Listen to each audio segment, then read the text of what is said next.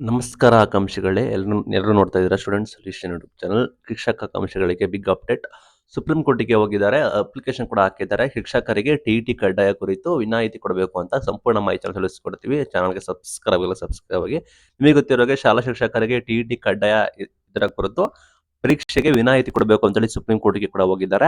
ರಾಜ್ಯ ಶಿಕ್ಷಕರಿಗೆ ಟಿಇಟಿ ಪರೀಕ್ಷೆಯಿಂದ ವಿನಾಯಿತಿ ಕೊಡಬೇಕು, ಅರ್ಜಿಯನ್ನು ಕೂಡ ನೀವು ಮರು ಪರಿಶೀಲನೆ ಮಾಡಬೇಕು ಅಂತ ಹೇಳಿ ಸರ್ವೋಚ್ಚ ನ್ಯಾಯಾಲಯಕ್ಕೆ ಆದೇಶವನ್ನು ಪ್ರಶ್ನಿಸಿ ಸದರಿ ಆದೇಶ ಮರುಪರಿಶೀಲನೆ ಮಾಡಬೇಕು ಅಂತ ಹೇಳಿ ಶಿಕ್ಷಕರಿಗೆ ಟಿಇಟಿ ಪರೀಕ್ಷೆಯಿಂದ ವಿನಾಯಿತಿ ನೀಡಬೇಕು ಅಂತ ಹೇಳಿ ರಾಜ್ಯಾಧ್ಯಕ್ಷರಾದ CS ಷಡಕ್ಷರಿ ಅವರು ರಾಜ್ಯ ಸರ್ಕಾರಿ ನೌಕರರ ಸಂಘದಿಂದ ಉಚ್ಚ ನ್ಯಾಯಾಲಯಕ್ಕೆ ಮರು ಪರಿಶೀಲನೆ ಅರ್ಜಿಯನ್ನು ಸಲ್ಲಿಸಲು ಭರವಸೆ ನೀಡಿದ್ದರು. ಅದರಂತೆ ಅವರು ಅರ್ಜಿ ಕೂಡ ಸಲ್ಲಿಸಿದ್ದಾರೆ. ಅಂದ್ರೆ ಅವರು ಅಪ್ಲಿಕೇಶನ್ ಕೂಡ ಹಾಕಿದ್ದಾರೆ. ಸಚಿವರು ಕೂಡ ಹೇಳಿದ್ರು, ಶಿಕ್ಷಣ ಸಚಿವರು ಮಧು ಬಂಗಾರಪ್ಪ ಅವರು, ನಾವು ಕೂಡ ಹೋಗ್ತೀವಿ ಅಂತ. ಈಗ ಅಫಿಷಿಯಲ್ ಆಗಿ ಮಾನ್ಯ ರಾಜ್ಯ ಸರ್ಕಾರಿ ನೌಕರರ ಸಂಘದ ಅಧ್ಯಕ್ಷರಾದ ಷಡಕ್ಷರಿ ಅವರು ಹೋಗಿದ್ದಾರೆ. ಅದು ಅವರು ಬಂದ್ಬಿಟ್ಟು ಸುಪ್ರೀಂ ಕೋರ್ಟ್ಗೆ ಹೋಗಿದ್ದಾರೆ. ಮಾತಿನಂತೆ ಬದ್ಧರಾಗಿದ್ದಾರೆ. ಗೌರವಾನ್ವಿತ ಸರ್ವೋಚ್ಚ ನ್ಯಾಯಾಲಯ NCERT ನಿಯಮಗಳಂತೆ ಶಿಕ್ಷಕರಿಗೆ ಟಿಇಟಿ ಪರೀಕ್ಷೆಯಿಂದ ವಿನಾಯಿತಿಗೆ ಮರು ಪರಿಶೀಲನೆ ಅರ್ಜಿ ಕೂಡ ಸಲ್ಲಿಸಿದ್ದಾರೆ. ಅರ್ಜಿ ನಂಬರ್ ಕೂಡ ಮೆನ್ಷನ್ ಕೂಡ ಮಾಡಿದ್ದಾರೆ. ಇದು ಕೂಡ ಅನೌನ್ಸ್ಮೆಂಟ್ ಕೂಡ ಮಾಡಿದ್ದಾರೆ. ಮಾತಿನಂತೆ ಅವರು ಬದ್ಧ ಆಗಿದ್ದಾರೆ. ಅವರ ಮಾತು ಕೊಟ್ಟಂತೆ ಅವರು ಕೂಡ ಮರು ಪರಿಶೀಲನೆ ಅರ್ಜಿ ಕೂಡ ಸಲ್ಲಿಸಿದ್ದಾರೆ. ಆಯ್ತಾ, ಇದು ಬಂದ್ಬಿಟ್ಟು ಕೋರ್ಟ್ಗೆ ಹೋಗಿದೆ.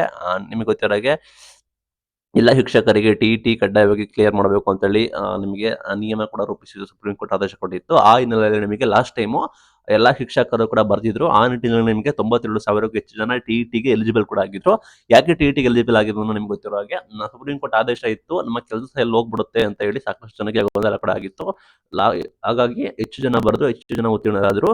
ಇಲ್ಲ ಅಂದ್ರೆ ಕಳೆದ ಬಾರಿ ಹಿಂದಿನ ಬಾರಿ ಹೆಚ್ಚು ಜನ ಉತ್ತೀರ್ಣರಾಗಿರ್ಲಿಲ್ಲ. ಯಾಕೆ ಉತ್ತೀರ್ಣರಾಗಿರ್ಲಿಲ್ಲ ಅಂದ್ರೆ ನಿಮ್ಗೆ ಗೊತ್ತಿರೋ ಹಾಗೆ, ಆಗ ಈ ರೀತಿ ನಿಯಮ ಇರಲಿಲ್ಲ. ಈಗ ಸುಪ್ರೀಂ ಕೋರ್ಟಿಗೆ ಹೋಯ್ತು, ಹಿಯರಿಂಗ್ ಆಯ್ತು, ಅಲ್ಲಿ ಈ ರೀತಿ ನಿಯಮ ತಂದ್ರು. ಆ ನಿಟ್ಟಿನಲ್ಲಿ ನಿಮಗೆ ಹೆಚ್ಚು ಜನ ಬರ್ದಿದ್ದಾರೆ. ಒಟ್ಟಿಗೆ ಕೋರ್ಟ್ಗೆ ಹೋಗುತ್ತೆ. ಕೋರ್ಟ್ ಏನು ಹಿಯರಿಂಗ್ ಕೂಡ ಮಾಡುತ್ತೆ, ಏನು ಆದೇಶ ಕೊಡುತ್ತೆ, ಅದು ಕೂಡ ವೆರಿ ವೆರಿ ಇಂಪಾರ್ಟೆಂಟ್.